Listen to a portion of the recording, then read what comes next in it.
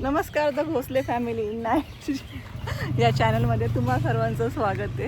आज आम्ही चाललो आहोत वागेश्वर टेम्पलला. चक्कू, आदिश आणि मी. तर समोर टेम्पल आहे, इकडे मागे टाकी दिसतीये, बाजूलाच कळस आहे मंदिराचं. तर असं चालत जायचं आपल्याला. तर महादेवाची मंदिरं नेहमी जरा चढावरच असतात, तर त्याप्रमाणे आम्ही आता थोडं चढून जातोय वरती मंदिरावर. किंग डिस्टन्सला असल्यामुळे आम्ही चालतच चाललोय आता मंदिरात. काय चक्कू, तुला कसं वाटतंय? छान वाटतंय ना? वाटतंय सकाळ सकाळी आधी चांगलं वाटतं. 8:30चा टाइम आहे. आणि चक्कू तुला? छान. मस्त फ्रेश होऊन नाश्ता वगैरे करून आम्ही निघालोय. आईकडे राहिलं माझी बहीण, तर तिचा मुलगा प्रत्युष, आम्ही सात्विक पण म्हणतो याला, आणि आदिश. पहिलं असं खाली चढून आम्ही आता चाललोय. चक्कू थकला बिचारा, त्याची भाची पण थकली. म्हणजे मी तुझं इंट्रोडक्शनचा व्हिडिओ मी डिलीट केलं पण. अच्छा, तो वोगेश्वर वाला नाही, तो दुसरा वाला. वागेश्वरला वोगेश्वर म्हणले ना. हो, मग परत इंट्रोडक्शन द्यायला लागेल तुला. कुठं चाललोय? अच्छा, आम्ही चालले वागेश्वर मंदिराला. हा मंदिराचाच परिसर आहे. समोर माझी आई आणि ताई चालले.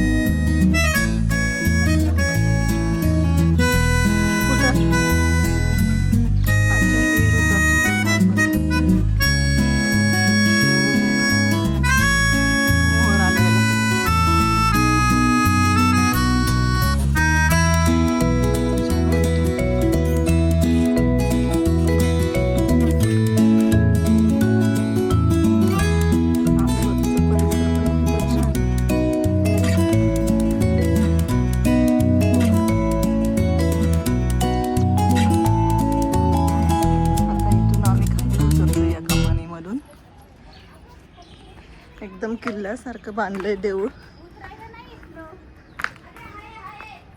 आहे ना, खाली उतरायला असणार ना. काय झालं? बांधून ठेव, तसंच ठेव ना.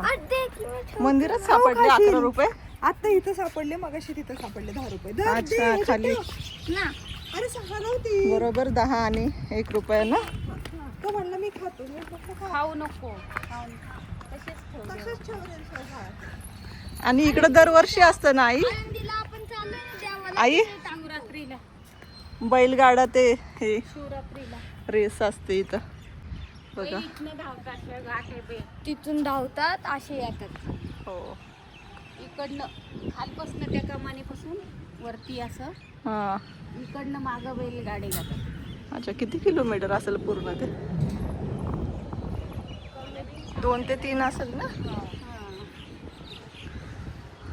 आणि कधी महाशिवरात्रीला? शिवरात्रीच्या दुसऱ्या दिवशी बैलगाडा शर्यत असते. शिवरात्रीच्या दिवशी सर्व भाविक इथं पूजेसाठी आणि दर्शनासाठी येतात. हं. पंचक्रोशीतून जवळजवळ पुणे जिल्ह्यातून पब्लिक इथं हजर असतं. हा. इथं पाहायला सुद्धा आणि बसायला उभं राहायला सुद्धा जागा नसते. एवढी गर्दी असते ना. ही यात्रा जवळजवळ 15 दिवस असते. हा. शिवरात्रीच्या आधी 8-10 दिवस पारायण असतं, चालू असतं.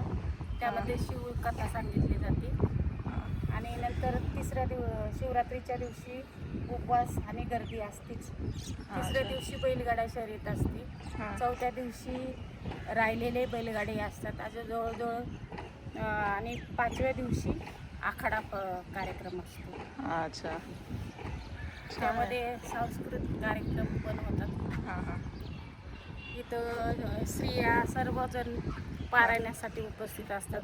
जवळजवळ ह्या वर्षी तर 151 कुंडांचा अभिषेक झाला. 151. हा, जोड्या पारायणासाठी बसल्या होत्या आणि वा. अभिषेकही झाला. रुद्राभिषेक केला होता.